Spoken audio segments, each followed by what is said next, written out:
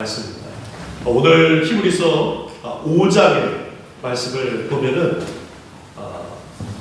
두 가지 큰 주제를 가지고 말씀을 드릴 수 있습니다.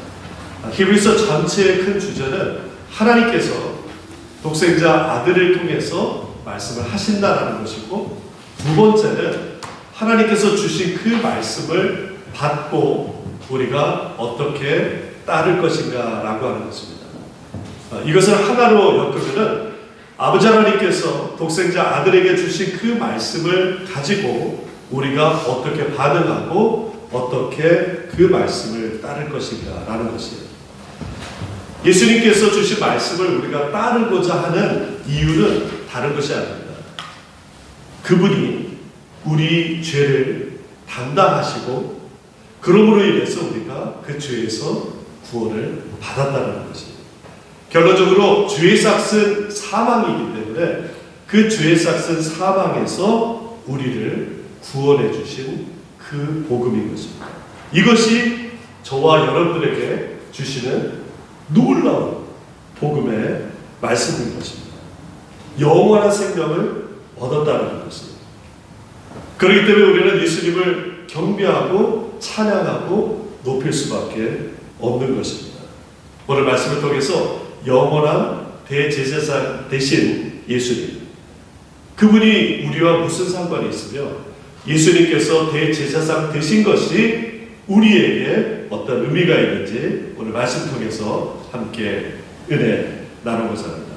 첫 번째, 예수님께서 대제사장 되시어 연약함을 담당하셨다는 것입니다. 연약함을 담당하셨다. 용납하셨다. 사랑하셨다. 아버지 하나님이 예수님을 대제사장 삼으신 것은 우리의 연약함을 담당시키기 위해서였습니다. 자, 여러분, 우리 사람에게 있어서 가장 연약한 부분이 어딜까요? 육체는 그래도 어느 정도 의사들한테 혹은 기도하면서 이렇게 회복될 수 있는 여지가 있어요. 재산 같은 경우도 열심히 노력해서 열심히 일해서 하나님을 알지 못하는 사람도 살 수 있도록 하나님이 허락하셨습니다. 근데 사람에게 있어서 가장 연약한 부분은 죄의 문제예요. 죄를 어떻게 할 수가 없어요. 스스로 그것을 해결하기 어렵습니다. 그래서 대제사장 혹은 제사장들을 통해서 하나님께서 그 중재를 하도록 만든 것입니다. 대제사장은 성막과 그리고 제사일을 담당을 하게 되는데, 특별히 1년에 한 번 대속죄일, 우리도 여기 그 주이시 사람들이 지키는 용키퍼에 대제사장이 지성소에 들어가 자신의 죄와 백성들의 죄를 가지고 가서 속죄제를 드림으로 인해서 해결하는 일을 하였습니다. 결론부터 말씀드리면은 예수님께서 대제사장 되셨다라고 하는 것은 예수께서 사람과 하나님 사이를 중재했다라고 하는 것입니다. 사람이 해결할 수 없고 사람이 가장 연약한 그 부분을 예수님께서 담당하셨다는 거예요. 그런데 사람 대제사장과 다른 것은 그냥 대제사장은 자기의 죄까지도 해결하기 위해서 들어가지만 예수님은 죄가 없으신 분이에요. 정통적으로 대제사장은 아론의 후손들이 그것을 이어받았어요. 그런데 로마 식민지 이후에는 로마 권력자들이 임명하는 사람이 대제사장이 됐어요. 그러니 하나님의 뜻대로 그 일을 할 수 있겠습니까? 만약에 뉴욕 시장이 뉴욕에 있는 모든 목사들을 임명한다고 생각해보세요. 그 목사들이 하나님의 뜻대로 그것을 전할 수 있겠습니까? 자기를 임명한 뉴욕 시장 눈치를 볼 수밖에 없는 노릇입니다. 하나님의 아픔, 하나님께서 그 사람의 아픔, 연약함, 그 모든 것들을 담당시키시기 위해서 예수님을 대제사장으로 삼아 주셨어요. 예수님께서는 하나님이 선출하신 분이에요. 하나님께서 임명하셨어요. 그렇기 때문에 하나님의 생각이 가장 관심이 되는 것이 모든 죄인된 사람들인데, 그 관심을 예수님께서 갖고 계시다는 거예요. 죄인된 저와 여러분들에게 가장 많이 관심을 갖는 것이 예수님이십니다. 우리 2절을 같이 한번 읽어볼까요? 2절, 그가 무식하고 미혹된 자를 능히 용납할 수 있는 것은 자기도 연약에 휩싸여 있습니다. 우리가 너무 잘 아는 것은 동정이 가요. 아, 그래, 저 사람 저래서 그랬지. 어떤 사람의 사정을 알지 못하면은 저 사람 왜 저래? 라고 손가락질 할 수 있는데, 그 사람의 사정을 알면은 그 사람 이래서 이렇다라고 하는 것이에요. 예수님은 다른 어떤 사람보다 우리를 잘 이해하시는 거예요. 제가 초등학교 5학년 때 서울에서 용인으로 이사를 갔어요. 저희 집이 이제 이사를 갔어요. 그리고 다음에가 그랬던 것 같아요. 아버지께서 전에 살던 서울에 이제 일이 있어가지고 갈 때 나도 한번 가겠다고 궁금하고, 또 옛날 친구들도 만나고 싶어가지고 그 옛 동네를 갔어요. 그리고 몇 시에 강남 고속버스터미널에서 만나기로 약속을 하고 이제 각자 일을 보고 그 시간에 강남터미널에 왔어요. 문제는 아버지께서 저랑 같이 온 것을 깜빡하시고 그냥 먼저 용인으로 내려가셨던 거예요. 아무리 기다려도 안 오십니다. 여러분들 나홀로 집이라는 영화 있죠. 그 원작이 저입니다. 저를 보고 만들었던 것 같아요. 그냥 앞에 깜깜한 거예요. 근데 뭐 지금은 모르겠지만 그때 이렇게 터미널 가면은 저만한 초등학교 아이들이 이렇게 표가 없어요. 뭐 돈 준다서 이렇게 구걸하는 친구들이 있었는데, 그렇게 한번 할까? 라고 하기에는 제가 너무 멀쩡하게 생겨요. 그것까지도 용기가 안 나요. 그래서 딱 주머니에 있는 몇백 원 있는 걸 가지고 다시 예전에 살던 동네로 갔어요. 버스를 타고. 그때 저희 집하고 가장 절친하게 지냈던 골목 앞길에 집에 그냥 두드리고 갔어요. 마치 거기 아주머니가 계셨어요. 이제 자초지적을 얘기하니까, 야, 너는 밥은 먹었니? 라고 하면서 라면을 끓여주시는데, 막 그 복받치는 그 울음에 라면은 입으로 들어가고 콧물과 눈물이 그냥 그렇게 해서 차비를 받아가지고 이제 집으로 왔어요. 근데 생각해보니까 그 아주머니 그 집이, 우리 이웃집, 그 집은 부부싸움을 너무 자주 했어요. 제 어린 나이에도 그 집은 부부싸움을 많이 했어요. 그러면은 그 아저씨가 조금 완력을 행사하면은 그냥 저희 집으로 그 아주머니가 어머니 하면서 뛰쳐왔어요. 왜냐면 저희 집에 할머니가 계셨고, 할머니가 이제 어머니가 그래가지고 무조건 뛰어오는 거예요. 그러면 저희 할머니가 이제 그 아주머니 손을 잡고 가서 아저씨를 이제 혼내는 거예요.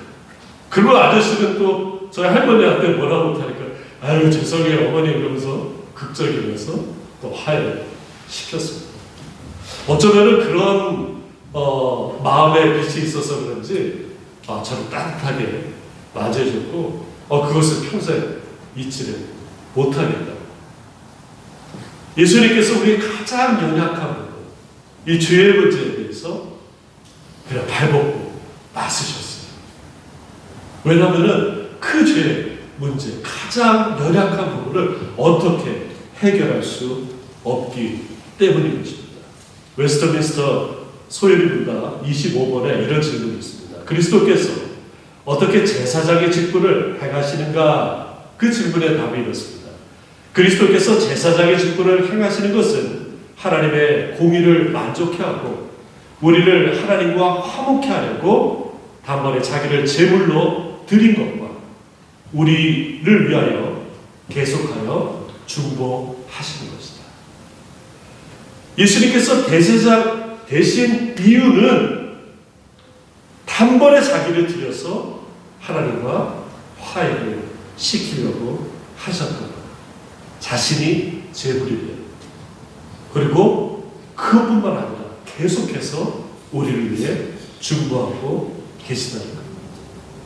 하나님의 아들이시기 때문에 중보할 수 있습니다. 하나님의 아들이시기 때문에 죄를 담당하실 수 있는데 그 자격은 가장 낮은 곳으로 임하셨기 때문에 가능한 것입니다. 우리가 믿는 그 도리를 어떻게 우리가 감당할 수 없는 그 사랑을 예수님께서 오늘 보여주시고 있습니다. 히브리서 4장 14절에 이렇게 말씀합니다. 그러므로 우리에게 큰 제사장이 계시니 승천하시니 곧 하나님의 아들 예수시라. 우리가 믿는 도리를 굳게 잡을지어다. 우리에게 있는 대제사장은 우리의 연약함을 동정하지 못하실 이가 아니요 모든 일에 우리와 똑같이 시험을 받으신 이로되 죄는 없으십니다. 그러므로 우리가 긍휼하심을 받고 때를 따라 돕는 은혜를 얻기 위하여 은혜의 보좌 앞에 담대히 나갈 것입니다. 예수님께서 우리의 연약함을 감당하시기 위하여 능히 자신을 낮추셔서 우리 죄를 담당하셨습니다. 우리를 충분히 동정하실 수 있는 것은 육신을 가지셨기 때문입니다. 보글성가에 이런 찬양이 있죠. 잘 아시는 찬양일 거예요. 당신이 지쳐서 기도할 수 없고 눈물이 빗물처럼 흘러내릴 때 주님은 아시네 우리의 약함을 사랑으로 돌봐주시네. 이 찬양 아시죠? 누군가 널 위하여 누군가 기도하네. 내가 홀로 외로워서 마음이 무너질 때 누군가 널 위해 기도하네. 저는 이 찬양 부를 때마다 저를 위해서 기도해주는 많은 사람들이 생각나요. 가족, 우리 교우님들, 그리고 저와 같이 기도를 나누고 있는 그런 목사입니다. 그런데 무엇보다도 변함없이 지속적으로 기도하고 중보하시는 분이 계시니 예수 그리스도이신 것이에요. 그분이 용납하시고 용서하시고 그리고 연약한 부분을 싸매고 계셔요. 그리고 돌보십니다. 우리는 때로 그런 은혜를 받았음에도 불구하고 조금 연약하거나 죄 가운데 있는 사람들을 손가락질할 때가 있어요. 우리는 정죄해서는 안 됩니다. 그리고 예수님이 우리에게 보여주셨던 포용을 해야 돼요. 두 번째, 예수님은 멜기세덱의 그 서열, 멜기세덱의 반차를 따라서 영원한 대제사장이 되셨습니다. 영원토록 우리를 중보하시고 중재하셔요. 예수님의 중재는 그냥 있다 없다가 아니라 영원한 것입니다. 우리는 예수님의 구속의 은혜를 받아 죄에서 완전히 자유하게 되었습니다. 우리는 예수 그리스도 은혜 아니면은 그 자유를 누릴 수가 없는 것입니다. 왜냐하면 예수님께서 영원한 대제사장 되시기 때문에 그 영혼 가운데 우리가 들어가 있는 것입니다.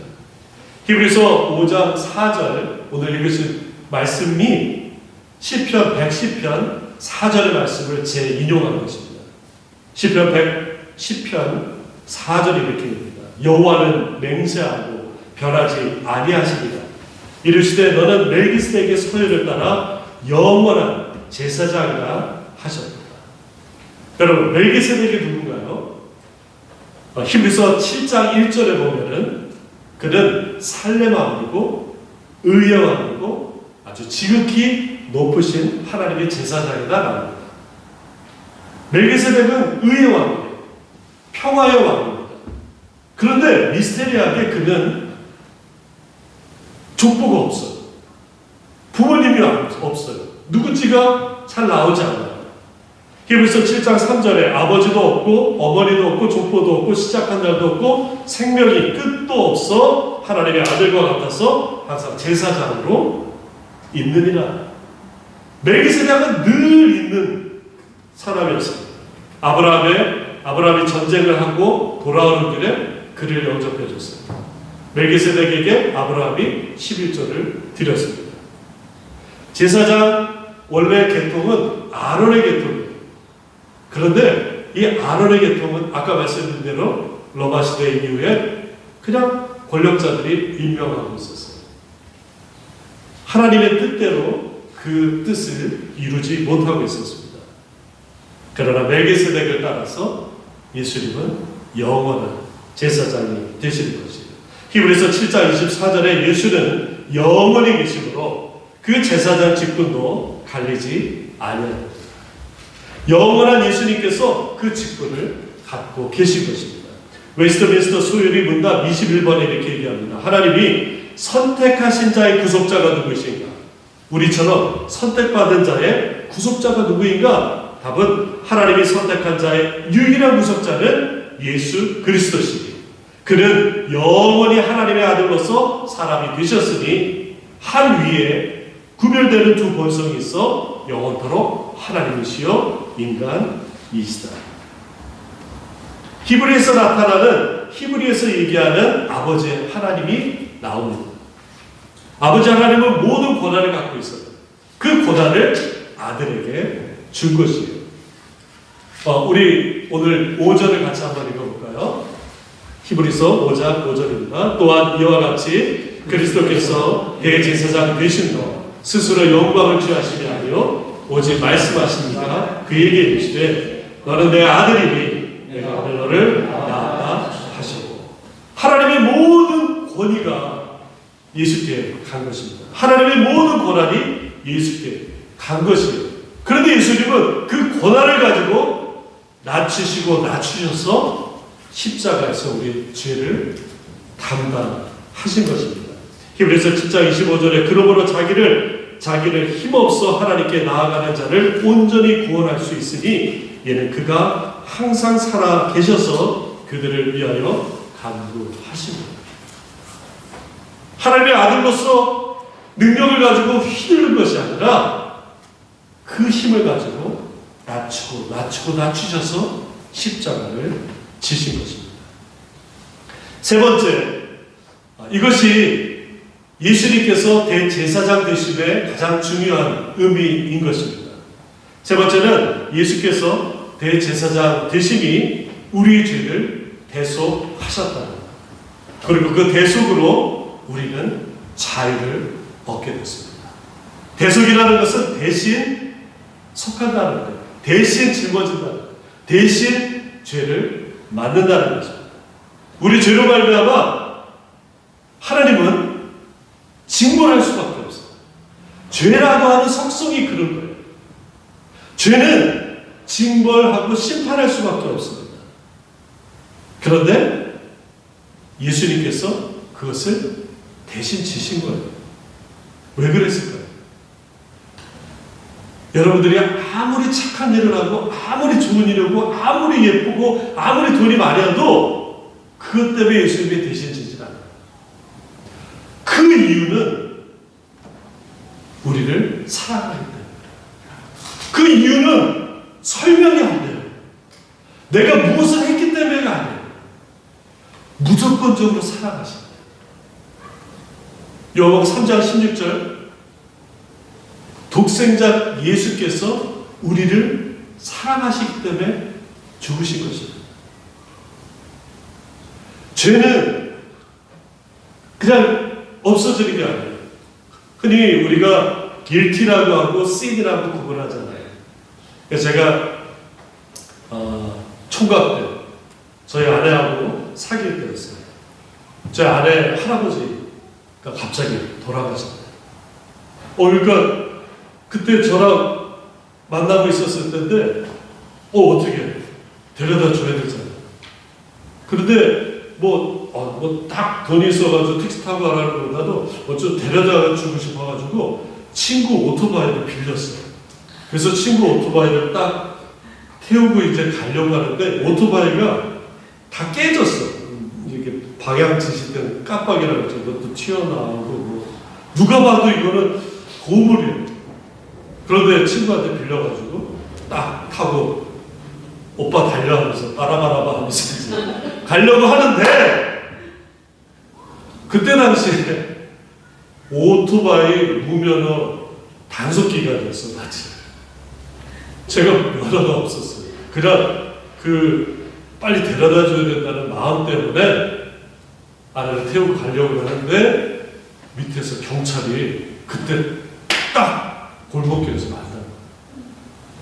누가 봐도 이 오토바이가 훔친 오토바이 같아 보였나 봐요. 제 친구 거예요.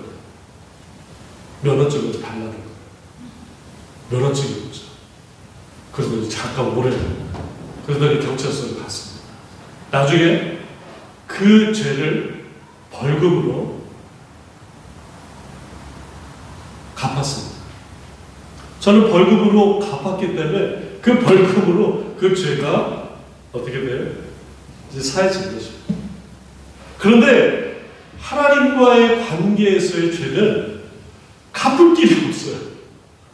돈으로 벌금으로 갚을 수 있는 것도 아니고, 노동을 해가지고 갚을 수 있는 것도 아니고, 하나님과 사람의 그 간극을 죄를 위해서 벌어졌던 것들은 오로지 그 권한이 있고 능력이 있고 힘이 있는 자만이 그것을 담당할 수 있는, 그게 누구예요? 예수 그리스도께서 그를 담당하십니다. 낮추셔서 담당하셨어요. 왜 그러셨어요? 저 아세요? 아시죠? 근데 우리가 잘 몰라요. 그럼에도 불구하고 담당을 하신 것입니다. 우리는 때로는 착각할 때가 있어요. 내 죄는 그냥 기도하면은 하나님께서 난 예수 믿었기 때문에 기도하면은 모든 걸 다 용서해 주셔. 근데 그 죄가 누구한테 가는 거예요? 예수님한테 가시는 것입니다. 예수님은 십자가에서 한 번에 모든 죄를 담당하셨기 때문에 항상 우리의 죄를 담당하시는 것입니다. 우리 죄가 그냥 회개한다고 사라지는 것이 아니라 그때마다 예수께 가는 것입니다. 로마서 6장 23절에 주의 삭은 사망이라고 했어요. 그러니까 하나님의 은사는 그리스도 예수 우리 주 안에 있는 영생이다. 예수님께서 그것을 우리의 죄를 짊어지지 않으신다면은 우리는 영원토록 그것을 지고 가서 해결하지 못하고 지옥불로 가는 것입니다. 이사야 35장 4절에 이렇게 말씀합니다. 그는 실로 우리의 질고를 지고 우리의 슬픔을 당하셨거든. 우리는 생각하기를 그는 징벌을 받아 하나님께 맞으며 고난을 당한다 하였노라. 예수님이 십자가에서 저렇게 죽고 형벌을 받는 것은 분명히 저분이 죄를 졌기 때문에 징벌을 받는 것이야. 그런데 그가 찔림은 우리의 허물 때문이에요. 그가 상함은 우리의 죄악 때문이다. 그가 징계를 받음으로 우리는 평화를 누리고 그가 채찍에 맞음으로 우리는 나음을 받았느니라. 우리는 다 양 같아서 각기 제 길로 갔거늘 여호와께서 우리의 죄악을 그에게 담당시키십니다. 예수님께서 십자가에서 형벌을 받는 그 이유는 우리의 질고 때문에 그렇고 우리의 징계 때문에 그렇고 우리의 죄악 때문에 하나님께서 예수께 그 죄를 담당시키신 것입니다. 우리가 인정하고 인정하지 않는다고 그것이 없어지는 것이 아닙니다. 분명한 사실을 우리가 믿을 때 우리가 더욱더 자유롭게 되는 줄 믿습니다.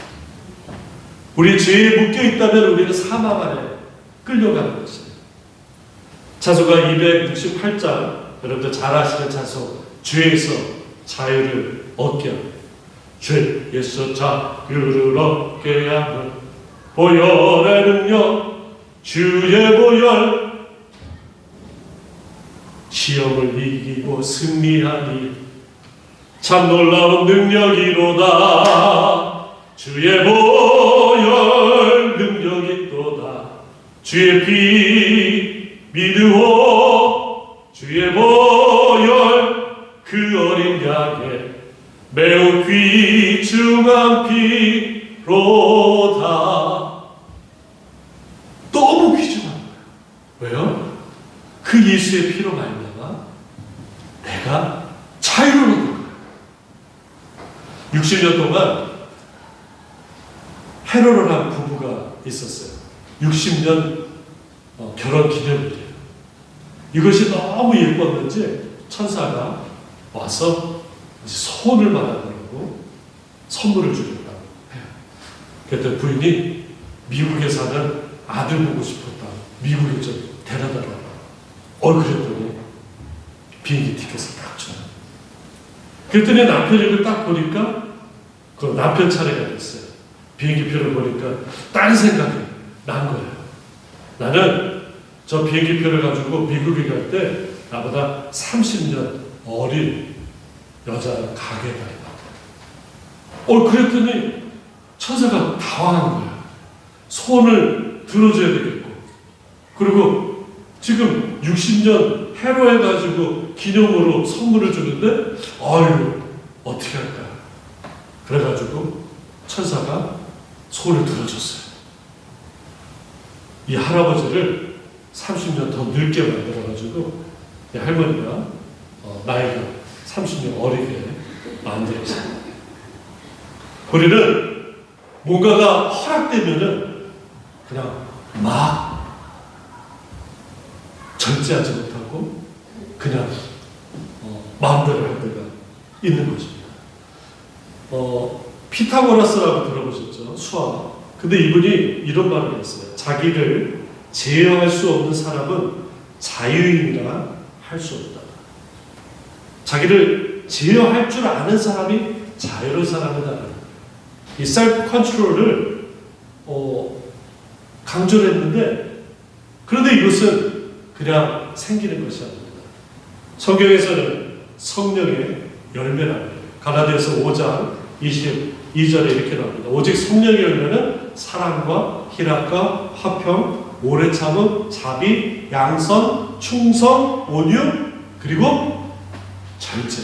이 절제가 셀프 컨트롤이에요.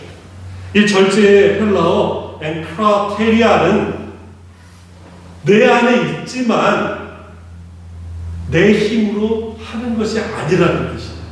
이게 자기 절제예요. 내 안에 있어요. 자기 절제할 수 있는 일이 있어요. 그렇지만 나의 도덕과 나의 수양으로 되는 것이 아님을 얘기하는 것입니다. 뭐예요? 내 안에 들어와 있는 성령님의 능력으로 자기 절제가 가능하다는 것입니다. 따라서 우리는 성령 충만을 구해야 돼요. 성령 충만을 받아야 됩니다. 도덕과 수양으로 될 수 있는 것이 아닌 것이에요. 왜냐하면 죄의 지배 안에 있는 사람들은 내 스스로 그 죄를 해결할 수 없기 때문에 하나님의 능력이 아니고서는 이것을 조절할 수 없는 것입니다. 유나이티드 신학교의 앤드류 박 교수님이 죄에 대해서 이렇게 얘기합니다. 지옥의 영원한 불은 준비되어 있고 예비되어 있는 것이지 하나님이 만든 것은 아닙니다. 하나님은 우리가 죄를 짓지 않기를 원하십니다. 그러나 만약 우리가 죄를 굳이 선택한다면 그것을 막지 않고 놔두십니다. 우리의 죄는 하나님으로부터 우리를 분리시킵니다. 죄는 하나님으로부터 우리를 분리시킵니다. 그리고 그 분리는 하나님의 은혜로 계속 인내되어지고 있습니다. 그러니까 그 분리가 계속 되어지더라도 하나님은 계속 참고 있다는 것이에요. 그 죄로 인한 분리로 만들어진 공간이 우리 인생에서의 지옥입니다. 그리고 죄는 하나님과 우리 사이에 거리감을 만들고 그 틈이 지옥이라고 불리는 영역을 생산합니다. 이 말은 죄로 인해서 하나님과 우리 사이에 틈이 생기고 그 틈이 지옥 문이라는 것입니다. 하나님은 예수님을 통해서 죄를 대속함으로 우리에게 자유를 주셨어요. 그렇지만 죄는 하나님과 우리 사이를 갈라지게 함으로 인해서 죄의 묶음을 준 것입니다. 쉽게 말해서 하나님과 우리 사이에 틈이 생기면 틈이 생길수록 지옥문은 넓게 열리는 것입니다. 하나님과 우리 사이에 틈을 주면 안 되는 거예요. 사도 바울이 에베소서에 얘기한 것처럼 분을 내어도 죄를 짓지 말고 해가 지도록 분을 품지 말라고 한 이유도 여기 있는 것입니다. 마지막 4장 27절에 뭐라고 합니까? 마귀에게 틈을 주지 말라. 사탄 마귀는 어떻게 해서든 하나님과 우리 사이를 이간시킵니다. 사탄 마귀는 어떻게 해서든 우리가 평화롭고 기분 좋고 감사하고 이런 상태가 아니라 화가 나고 오해하게 그리고 죄에 대해서 관대하게 합니다. 왜요? 그것이 점점 지옥의 문을 벌리는 것입니다. 더 넓게 열리는 것입니다. 따라서 우리는 근신하고 깨어서 기도해야 되는 것입니다. 그렇기 때문에 우리는 말을 전할 때도 사실 잘 전해요. 좋은 말을 전할 때도 조심해서 기도하고 전해야 됩니다. 왜냐하면 마귀는 사람이 죄짓게 하고 또 죄와 가깝게 하고 또 죄를 무디게 하기 때문에 그렇습니다. 왜냐하면 죄의 삭은 사망이고 그 죄의 최종 목적지는 지옥이기 때문에. 그러나 예수님은 중재하시는 것입니다. 화해하시게 하시는 겁니다. 그리고 모든 걸 회복하게 하십니다. 우리 하나님과 우리 사이를 좋게 하려고 예수님이 자신을 완전히 버리신 것이죠. 그 화해의 최종 목적지는 천국입니다. 오늘 말씀을 정리하고자 합니다. 첫 번째, 예수님께서 대제사장 되시어 우리 연약함을 죄된 우리를 용납하시고 사랑하시고 품어 안아주셨습니다. 두 번째, 예수님은 멜기세덱의 반차를 따라 영원토록 제사장 되어 우리를 중재하시겠다고 약속하십니다. 예수님의 중재는 영원한 것입니다. 그리고 마지막으로 예수님께서 대제사장 되신 가장 큰 의미는 우리의 죄를 대속하셔 그 대속으로 말미암아 우리를 자유롭게 하신 은혜인 줄 믿습니다. 영원한 대제사장 되시어 죄인된 우리가 하나님과 화해하며 영원한 그 지옥의 불못에 그곳으로부터 우리를 구원하고 영생이 있고 또 우리에게 자유를 주신 그 하나님께 영광 또 영광 돌리시기 원합니다. 우리 말씀 기억하시면서 우리 함께 기도하겠습니다. 영원한 생명 주신 하나님께 감사합시다. 영원한 대제사장 되신 예수님께 감사와 찬양을 돌리며 혹시나 하나님과 내 사이에 틈이 생겼다면 이 시간 회개하는 시간 갖겠습니다. 함께 기도하겠습니다.